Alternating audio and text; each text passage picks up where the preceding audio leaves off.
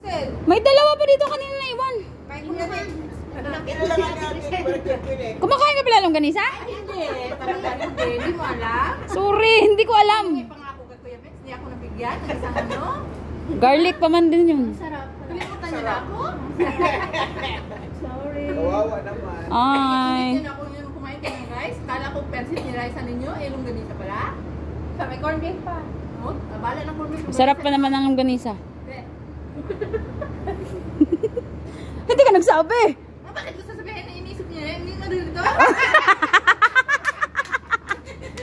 Sama ng loob, hindi na naubusan na longganisa.